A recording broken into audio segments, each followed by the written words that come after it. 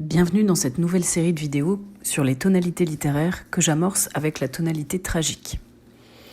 Dans le sens courant, le mot tragique désigne une situation qui se conclut par la mort et qui suscite la pitié, l'horreur ou la tristesse. Par exemple, dans les gros titres de journaux, tragique accident, un fait divers tragique, etc. Par tragique, on pense aussi au genre théâtral de la tragédie. Tout ceci n'est pas faux, mais c'est assez réducteur. Voici une première définition simplifiée. La tonalité tragique est présente lorsqu'un personnage est pris au piège dans une situation sans issue, par une force supra-humaine, la fatalité. Le héros tragique doit se confronter à cette crise insoluble, dont l'issue est pourtant inéluctable. Il est contraint d'agir, mais toute action est vaine et ne peut se conclure que par la mort ou le malheur. C'est pourquoi le critique Jankélévitch définit ainsi le tragique. Il y a tragédie toutes les fois que l'impossible au nécessaire se joint.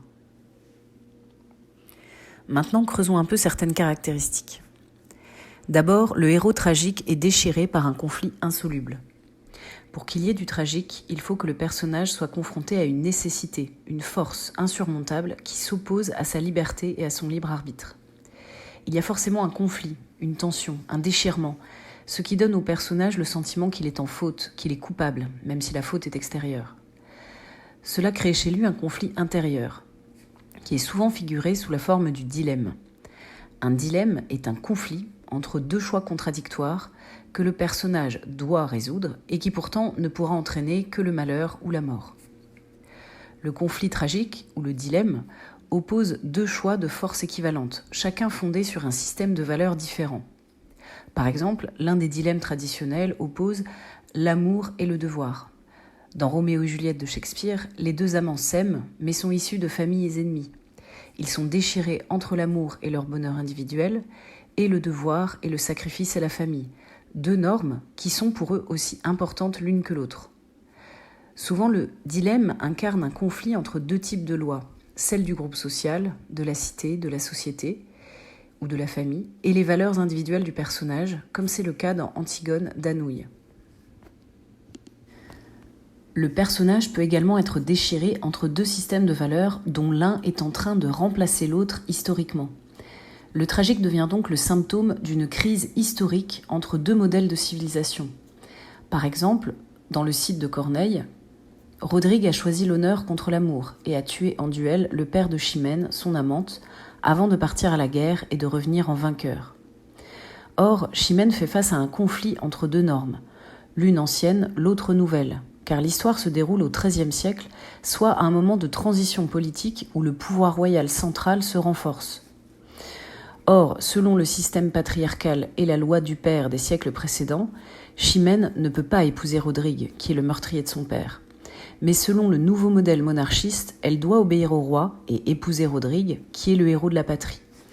Ce qui s'affronte ici, ce sont deux modèles de société, le modèle médiéval-féodal pour faire vite et le modèle étatique prémoderne, dont l'héroïne subit le conflit sans l'avoir voulu.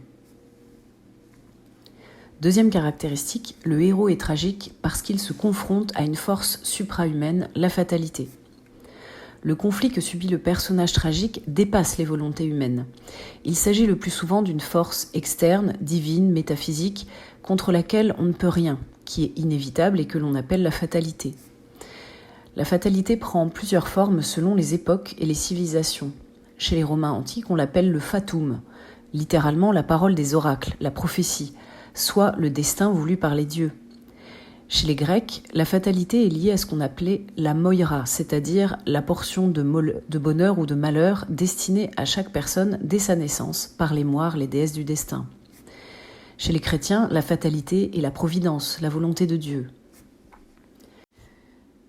Mais on trouve aussi des fatalités non divines, mais qui ont le même statut de force supérieure, irrésistible et inévitable. Cela peut être la passion amoureuse, le destin, la marche des événements de l'histoire, l'ordre cosmique. Dans tous les cas, la fatalité est une force transcendante, c'est-à-dire qui est d'une nature extérieure et supérieure à l'être humain, ce qui dépasse les capacités de compréhension de l'être humain. Par exemple, le personnage d'Œdipe incarne la fatalité dans son caractère inéluctable. Œdipe est le fils de Laïos et de Jocaste. Un oracle leur livre la prophétie selon laquelle cet enfant tuera son père et épousera sa mère, 2 crimes impardonnables. Laios et Jocaste abandonnent Oedipe, qui, après des péripéties, finit effectivement par tuer son père et se marier avec sa mère sans les reconnaître. En voulant contourner la prophétie, ils lui ont permis de se réaliser. Quand Oedipe l'apprend, il se crève les yeux et part en exil. Ici, il n'y a pas de dilemme, mais il y a bien un conflit entre le destin et la volonté des dieux et le libre arbitre humain. Le conflit tragique provient donc en réalité d'un conflit entre le libre arbitre humain et une force supérieure qui apparaît comme tyrannique. Le personnage tragique aura donc tendance à vouloir se révolter contre cette force tyrannique supérieure, voire à la défier. Souvent, cette révolte prend la forme de ce que les Grecs appellent l'hubris, le péché d'orgueil, la démesure, et ce que les Romains appellent la furor, c'est-à-dire la folie furieuse, hors norme, généralement meurtrière, et qui fait suite au dolor, la souffrance intolérable. La fureur, c'est par exemple Médée qui assassine ses enfants, c'est Phèdre qui ment en disant qu'Hippolyte lui a fait des avances et condamne ainsi un innocent à mort, c'est Néron qui assassine son frère Britannicus. Troisième caractéristique, le sentiment tragique provient d'une prise de conscience de la condition humaine. Si le héros tragique souffre, c'est aussi qu'il prend brutalement conscience de son impuissance et de son incapacité à lutter contre les événements. Il prend conscience qu'il y a des forces supérieures qui gouvernent son destin. Dans le tragique moderne, ce sentiment d'impuissance ne vient plus de la petitesse de l'homme face au Dieu, mais justement de l'absence de Dieu et de l'absurdité de l'existence. C'est par exemple le cas dans les pièces de Beckett, où le tragique ne provient ni du dilemme ni du dédain destin, mais justement d'une absence de sens transcendant. C'est pourquoi on associe Beckett à un type de théâtre surnommé le théâtre de l'absurde. Dernière caractéristique, le tragique est censé produire la catharsis. La catharsis est un mot grec utilisé notamment par Aristote.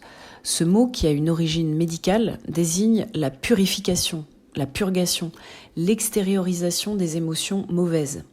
Face à une situation tragique, le spectateur ou le lecteur ressent de l'horreur et de la pitié et il purifie son âme des passions mauvaises. La mort ou le châtiment du personnage tragique permet aussi à la société d'expulser ces éléments dangereux, de s'en purger, car le héros tragique a malgré lui créé une faille, un conflit, un déséquilibre dans les normes sociales et morales qu'il a remises en question. La mort ou le châtiment permettent donc un retour à l'ordre au moment du dénouement. Enfin, le sentiment du tragique n'est pas le propre du théâtre, et en tant que tonalité, le tragique peut apparaître dans tous les genres littéraires. On peut le trouver dans les romans, par exemple dans le cycle des Rougon-Macquart de Zola. Chez ce romancier naturaliste, la fatalité n'est plus métaphysique, mais humaine, physiologique. C'est celle du milieu et de l'hérédité qui condamne les personnages à un destin inéluctable. Par exemple, Gervaise condamnée à l'alcoolisme et à la déchéance dans l'Assommoir. Les personnages de Notre-Dame de Paris de Victor Hugo sont aussi tragiques. Le juge Claude Frollo est déchiré entre sa mission ecclésiastique et son désir pour la bohémienne Esmeralda. Quasimodo est déchiré entre son amour impossible pour elle et sa loyauté envers Frollo qui lui a sauvé la vie.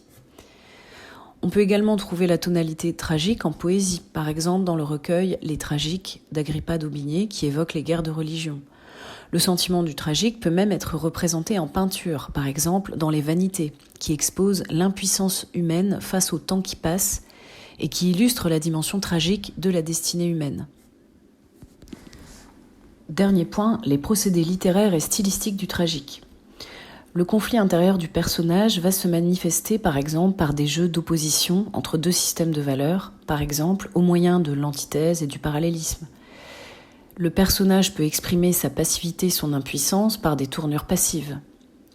Le personnage tragique va exprimer sa souffrance avec des lamentations, une ponctuation expressive, des adresses et des apostrophes au Dieu, au destin, à la fatalité. La présence de la fatalité peut elle-même se manifester par des métaphores, des périphrases, des allégories. Le lexique de la mort et de la souffrance sont évidemment souvent présents et peuvent se coupler à des procédés d'insistance ou d'exagération, hyperbole, énumération, gradation.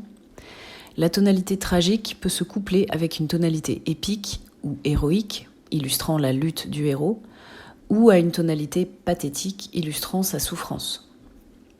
Voilà, je vous dis à bientôt pour une prochaine vidéo sur les tonalités.